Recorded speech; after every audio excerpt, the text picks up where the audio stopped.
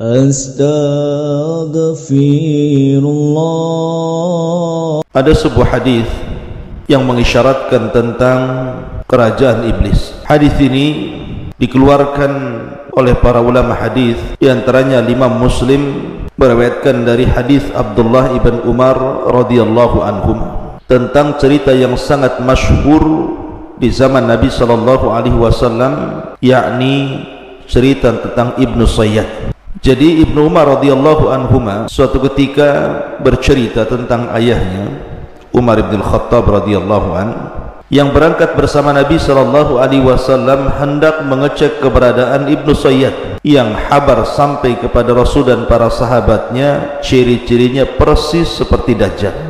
Maka berangkatlah Umar dan juga Rasul dan sahabat yang lainnya untuk mengintip-ngintip Ibnu Sayyad, sampai-sampai Nabi sallallahu alaihi wasallam harus mengintai dari satu pohon ke pohon berikutnya tentang Ibnu Sayyad ini. Sampai akhirnya ketika berhadapan Rasul dan Ibnu Sayyad, anak kecil turunan Yahudi ini, Nabi sallallahu alaihi wasallam mengatakan, "Tashhadu anni Rasulullah?" Maukah kau bersaksi bahwa aku adalah utusan Allah? Maka Ibnu Sayyad pun memandang kepada Nabi sallallahu alaihi wasallam dan mengatakan, "Asyhadu annaka Rasulul Ummiyin." Aku bersaksi bahwa engkau adalah utusan kepada orang-orang yang buta huruf. Tiba-tiba Ibnu Sayyad membalik pertanyaan, "Atashhadu anni Rasulullah?" Apakah engkau juga mau bersaksi saya ini utusan Allah? Maka Nabi SAW terkejut dan mengatakan, "Amantu billahi wa bi rasulih." Aku hanya beriman kepada Allah dan Rasulnya. Kemudian Nabi SAW bertanya, "Ma tara ya Ibnu Sayyad, ma tara?" Wahai Ibnu Sayyad, apa yang kau lihat? Karena Nabi SAW melihat bahwa Ibnu Sayyad ini berkomat kamit. Tiba-tiba kemudian Ibnu Sayyad mengatakan, "Ara arsyan alal mah." Aku melihat ada singgasana di atas air. Maka Nabi SAW menjawab, "Dzaka arsyu iblis alal bahri." Itulah singgasana iblis yang ada di atas lautan. Kemudian Rasul SAW mengatakan lagi, "Wa ma tara?" Dan apa yang kau lihat lagi wahai Ibnu Sayyad? Maka Ibnu Sayyad mengatakan, "Ara sadiqina wa kadzdzaba." Aku melihat banyak orang-orang yang jujur dan para pendusta. Maka Nabi SAW kemudian tidak melayani dan meninggalkannya. Dalam riwayat Nabi SAW ketika itu bertanya soal kalimat yang disimpan di hatinya dan mengatakan, "Inni khabba'tu laka khab'an." Sungguhnya aku menyembunyikan beberapa kalimat dalam hatiku, coba tebak. Maka Ibnu Sayyad mengatakan, "Duh." Maka Nabi SAW langsung mengatakan, "Ikhsa falan ta'du qatrak." Kata Rasul, "Celaka engkau tidak mungkin melalui atau melampaui batas dari takdirmu." Maka Umar bin Khattab radhiyallahu an marah, mencabut pedangnya dan mengatakan, "Da'ni ya Rasul adrib unuqah." Rasul, serahkan anak ini kepada aku, kupenggal lehernya. Maka Nabi SAW mengatakan, "Iyakunhu fala tusallat alaihi wa illam yakunhu fala khaira laka fi qatli." Kalau memang dia Dajjal wahai Umar, kau tidak akan sanggup membunuhnya. Tapi kalau dia bukan Dajjal, tidak ada kebaikan dalam membunuhnya. Tinggalkan dia. Syahidnya dalam riwayat ini adalah di mana Nabi SAW ketika bertanya kepada Ibnu Sayyad, "Ma tara?" Apa yang kau lihat dalam terawanganmu wahai Ibnu Sayyad? Maka Ibnu Sayyad mengatakan, sebuah istana di atas air. Maka Nabi SAW mengatakan, "Tara arsya iblis alal bahri." Itu adalah singgasana iblis yang terletak di tengah-tengah lautan. Ma'asyiral muslimin yang dimuliakan Allah Subhanahu wa taala, dari sini kemudian muncul sebuah pendapat dari kalangan mutaakhirin bahwa singgasana iblis itu jangan-jangan berada di segitiga Bermuda, sebuah laut Atlantik yang ma'ruf gitu ya, dan juga benua Amerika dan benua Afrika. Dan segitiga Bermuda ini ceritanya sampai kepada kita, bagaimana kapal banyak yang hilang, pesawat banyak yang jatuh, dan hampir-hampir tidak bisa diteliti bangkai kapal dan pesawatnya, dan para awaknya hampir-hampir tidak ada yang selamat dan semua mati. Ma'asyiral muslimin yang dimuliakan Allah Subhanahu wa taala, sampai-sampai orang menyebut segitiga Bermuda ini laut setan atau laut iblis. Bahkan ada sebuah buku yang berjudul Dajjal akan muncul dari kerajaan jin di segitiga Bermuda, yang dikarang oleh Syekh Muhammad Isa Daud dari Mesir, bahwa kawasan Bermuda adalah kawasan jin. Dari situlah akan muncul Dajjal. Jika benar dakwahan buku itu, tentu tidak akan aneh apa yang disabdakan Nabi SAW, bahwa banyak peristiwa dan kejadian yang menakutkan di segitiga Bermuda itu. Tetapi masalahnya buku ini bermasalah karena pengarangnya Muhammad Isa Daud ini terlampau percaya kepada jin muslim ini, yang jelaskan dalam buku beliau ini bahwa Dajjal akan keluar dari situ. Tentu pernyataan ini juga akan menyelisih hadis Nabi SAW bahwa Dajjal itu akan keluar di bumi sebelah timur. Kemudian Nabi SAW menyebutnya Khurasan. Khurasan itu di mana? Di Irak. Artinya hadis Nabi SAW menjelaskan bahwa kemunculan Dajjal itu di Khurasan, bukan di segitiga Bermuda. Tapi Muhammad Isa Daud ketika berdialog dengan jin, kemudian jin ini menjelaskan bahwa Dajjal akan muncul di kerajaan di segitiga Bermuda, tentu akan menyelisih hadis Nabi SAW. Intinya bahwa berkembang opini-opini di masyarakat bahwa jangan-jangan istana iblis itu ada di segitiga Bermuda tadi, karena banyaknya peristiwa-peristiwa aneh dan banyaknya kapal-kapal dan pesawat yang kalau lewat di segitiga Bermuda hampir-hampir tidak selamat dan tersedot masuk ke dalam. Ma'asyiral muslimin yang dimuliakan Allah Subhanahu wa taala. Tapi bagaimana menurut pandangan Islam tentang istana iblis ini? Betulkah berada di segitiga Bermuda sebagaimana prasangka sebagian orang? Ma'asyiral muslimin yang dimuliakan Allah Subhanahu wa taala, sebelum saya kupas tentang masalah ini, saya ingin memulai kajian kita ini mengurut dulu dari mengenal siapa iblis, kemudian di mana istananya, kemudian apa yang dilakukannya, apakah dia kemudian mengerahkan anak buahnya dari istana itu untuk berperang melawan Bani Adam, kemudian bagaimana akhir dari kehidupan iblis itu sendiri. Ma'asyiral muslimin yang dimuliakan Allah Subhanahu wa taala, pertama bicara tentang iblis. Iblis ini sebagian para ulama mengatakan ismu Arab, sebuah nama dari nama-nama Arab, ala wazni if'il, mengikuti wazan if'il, di mana mushtaqnya dari kalimat al-iblas. Jadi iblis itu dari al-iblas, maknanya al-ib'ad minal khairi awil ilyas min rahmatillahi azza wa jalla. Al-yas min rahmatillahi azza wa jalla.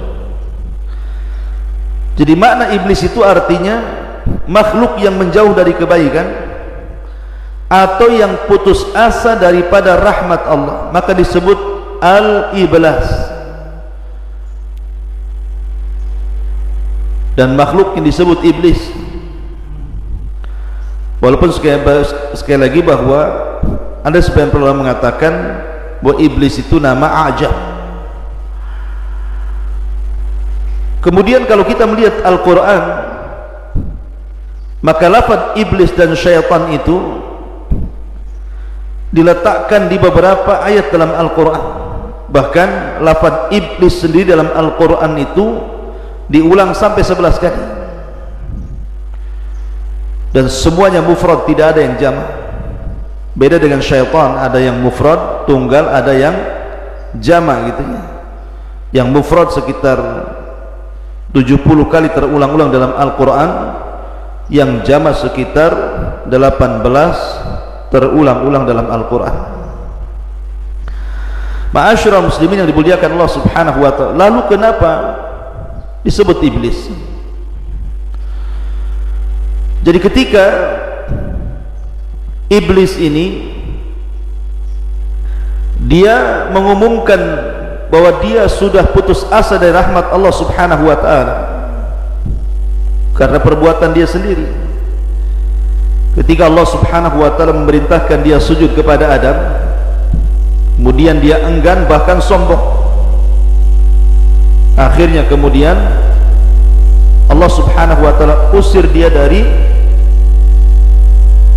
langit, dari surga menuju bumi, dan dia pun minta kepada Allah subhanahu wa ta'ala tangguhan sampai hari dibangkitkan. Maka Allah subhanahu wa ta'ala kemudian mengabulkan permintaan iblis, dan ketika Allah subhanahu wa ta'ala mengabulkan permintaan iblis bahwa dia tidak akan mati sampai hari dibangkitkan, dari sinilah iblis mulai jahat dan melampaui batas, sehingga dia mengatakan fa bi izzatika la ughwiyannahum ajma'in illa ibadaka minhumul mukhlasin. Karena kemuliaanmu ya Rabb, aku akan sesatkan mereka semuanya kecuali hamba-hambamu yang ikhlas. Dan Allah subhanahu wa ta'ala mengatakan wa inna alaika la'nah ila yaumiddin qala rabbi fa'anzirni ila yaumi yub'atsun qala fa innaka minal munzirin ila yaumil waqtil ma'lum. Dan bagi buah iblis laknat sampai hari dibangkitkan. Maka iblis mengatakan, ya Rabb, tangguhkanlah diriku sampai hari dibangkitkan manusia. Maka Allah subhanahu wa ta'ala mengatakan, engkau termasuk orang-orang yang akan dibiarkan hidup sampai hari yang ditentukan. Lah Ibnu Katsir rahimahullahu ta'ala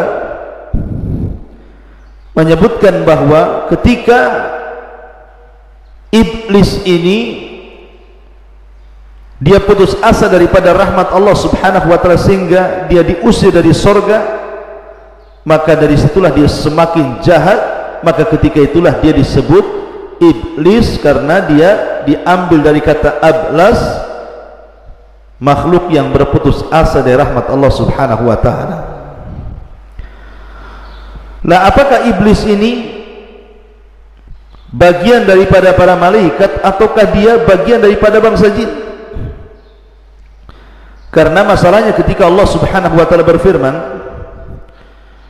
di dalam Al-Quranul Karim tentang perintah Allah subhanahu wa ta'ala kepada Adam kepada para malaikat, wa idh qulna lil malaikati isjudu li Adam fasajadu illa iblis. Ketika kami katakan kepada para malaikat sujudlah kalian kepada Adam, maka mereka sujud kecuali iblis. Ulama mengatakan bahwa mustafna illa kecuali atau pengecualian dalam bahasa Arab itu harus bersambung antara lafaz setelah dengan lafaz sebelumnya.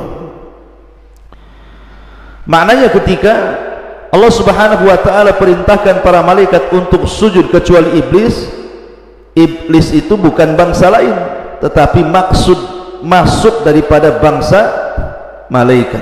Itu dalam tatanan bahasa Arab seperti itu. Ada mustatsna minhu. Jadi lafaz pengecualian itu harus masuk pada yang dikecualikan, bukan di luar yang dikecualikan. Ketika Allah bicara tentang malaikat, berarti iblis itu bagian daripada malaikat.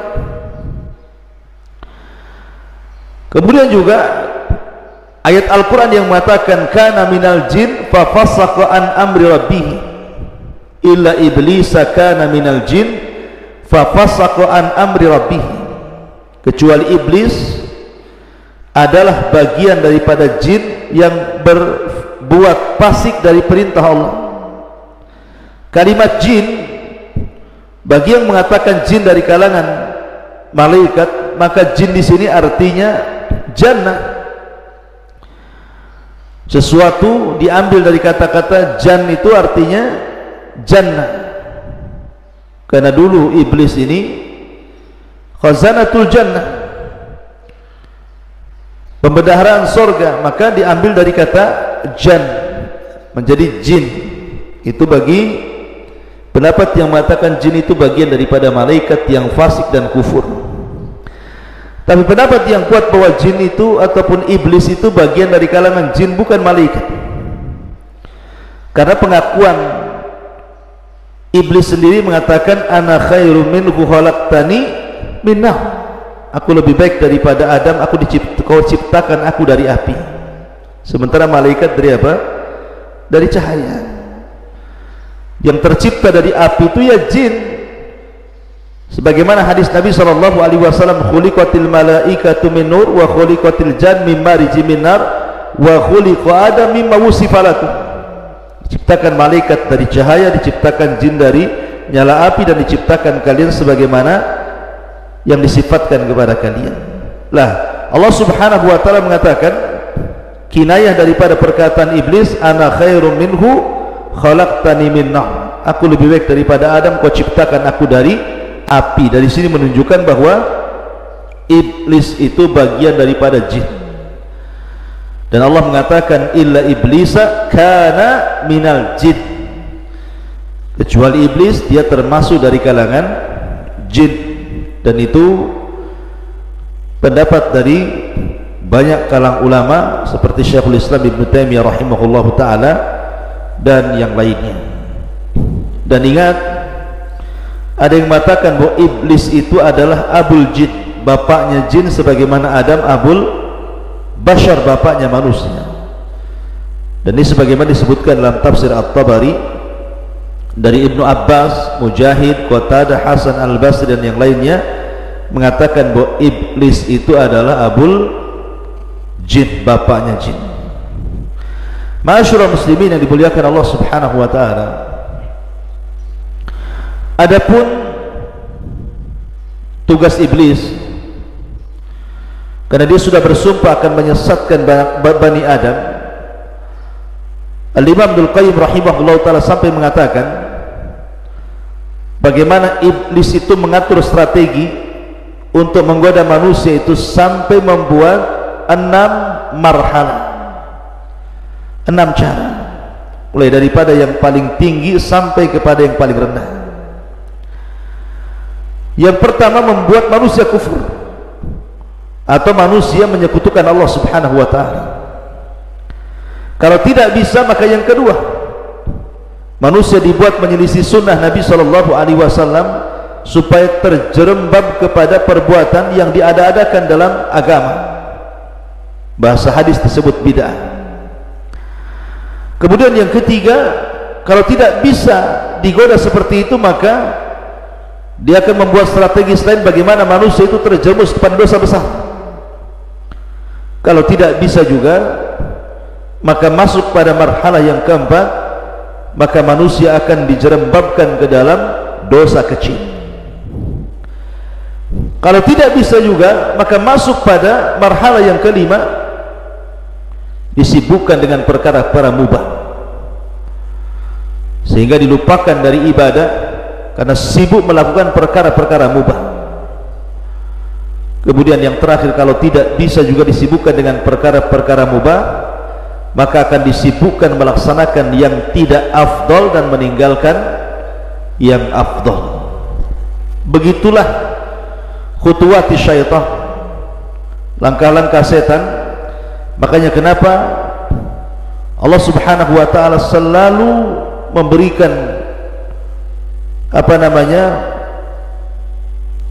nasihat kepada kita agar jangan mengikuti langkah-langkah syaitan. Allah berfirman, alam ahad ilaikum ya bani adam alla ta'budu syaitan innahu lakum aduwwum mubin. Bukankah sudah kukatakan kepada kalian wahai anak Adam, jangan menyembah setan karena setan itu musuh kalian yang nyata. Bahkan Allah Subhanahu wa ta'ala melarang kita untuk menjadikan setan-setan itu, iblis-iblis itu teman kita. Wa man yattakhidhi syaitan waliyan min dunillah faqad khasira khusranan mubina ya'iduhum wa yumannihim wa ma ya'iduhumus syaitanu illa ghurura. Barang siapa yang mengambil syaitan sebagai temannya dari selain Allah, maka dia telah melakukan kerugian dengan kerugian yang nyata. Syaitan itu hanya menjanjikan dan angan-angan kosong, dan tidaklah janji-janji mereka kecuali dusta belaka. Ma'asyiral muslimin yang dimuliakan Allah Subhanahu wa ta'ala, salah satu strategi syaitan itu adalah di pagi hari, maka syaitan selalu menancapkan singgasananya. Di pagi hari, pagi-pagi buta itu setan akan menancapkan singgasananya di tengah lautan. Lah, dan itu diisyaratkan dalam sebuah hadis Nabi SAW. Terdapat dalam Sahih Muslim dari Nabi SAW, dia bersabda, inna iblisa yada'u arsyahu alal ma'. Sesungguhnya iblis setiap pagi itu meletakkan singgasananya di atas lautan, supaya dia ingin seolah-olah menandingi arsy Allah Subhanahu wa ta'ala. Yatabu arsy Allah Subhanahu wa ta'ala, singgasana Allah Subhanahu wa ta'ala itu berada di atas air, kan? Tapi tentu Allah Subhanahu wa ta'ala tidak bersemayam di atas aras, tidak, dia di atas ketinggian ya, karena kalau diartikan bersemayam itu artinya seolah-olah Allah Subhanahu wa ta'ala duduk di atas aras, tidak. Allah itu jauh daripada makhluknya, dia di atas aras lagi. Lah karena Allah Subhanahu wa ta'ala meletakkan arasnya di atas air, maka iblis pun ingin membuat singgasananya di atas lautan, di atas air, seolah-olah kononnya ini ingin menyamai Allah Subhanahu wa ta'ala ketika meletakkan arasnya di atas air. Begitulah sombongnya iblis. Summa yab'atsu saraya, kemudian mulailah dia mengutus prajurit-prajuritnya, tentara-tentaranya untuk menggoda anak Adam. Fa'adnahum minhu manzilatan a'dhamu fitnatan, maka yang paling dekat kedudukannya dengan iblis adalah yang paling besar fitnah. Yaji'u ahaduhum, setelah kemudian iblis di pagi hari mengatur strategisnya, kemudian memerintahkan para tentaranya untuk menggoda anak Adam dimanapun berada. Setelah kemudian satu hari mereka menggoda anak Adam, maka kemudian mereka pun mulai pulang dan melaporkan hasil apa yang mereka lakukan terhadap manusia. Yaji'u ahaduhum fayaqulu fa'altu kada wa kada. Wah iblis, aku sudah melakukan ini dan itu, sehingga orang itu berdusta, orang itu tidak sholat, orang itu berghibah, orang itu minum khamr, orang itu berzina, orang itu, dan begitu seterusnya melakukan kezaliman. Tapi iblis mengatakan, ma sana'ta syai'an, kau belum berbuat apa-apa. Summa yaji'u ahaduhum, kemudian ada lagi pasukan iblis yang lainnya yang datang melaporkan dan mengatakan, ma taraktu hatta farraqtu bainahu wa baina imratihi. Lapor iblis, aku sudah berhasil mencerai-beraikan rumah tangga si fulan dan si Allah, sampai sekarang mereka bercerai. Maka iblis langsung tegak berdiri dengan bangganya dan mengatakan, anta, kaulah yang benar, kaulah prajuritku. Kemudian diambilnya piala yang ada di atas kepalanya, kemudian diletakkan di anak buah yang berhasil mencerai-beraikan rumah tangga ini. Lihat kenapa iblis bangga kalau ada orang bercerai. Karena perceraian itu banyak korbannya. Suami jadi korban, istri jadi korban, anak-anak jadi korban, keluarga jadi korban, semua jadi korban. Maka iblis pun bahagia dipeluknya orang tentaranya yang berhasil mencerai-beraikan suami istri dan mengatakan, anta, engkaulah. Kemudian dia melepaskan piala di atas kepalanya dan diletakkan di atas kepala jin yang berhasil mencerai-beraikan suami istri itu. Ma'asyiral muslimin yang dimuliakan Allah Subhanahu wa taala. Lah di sini dalam hadis ini Nabi sallallahu alaihi wasallam mengatakan, inna iblisa yadau arsyahu 'alal ma'. Sesungguhnya iblis meletakkan singgasananya di atas air. Lah kalimat di atas air inilah kemudian dalam riwayat Ibnu Sayyad tadi di atas lautan, sehingga memunculkan prediksi ketika kita berbicara tentang segitiga bermuda. Segitiga bermuda yang berada di antara Laut Atlantik, benua Amerika dan benua Afrika.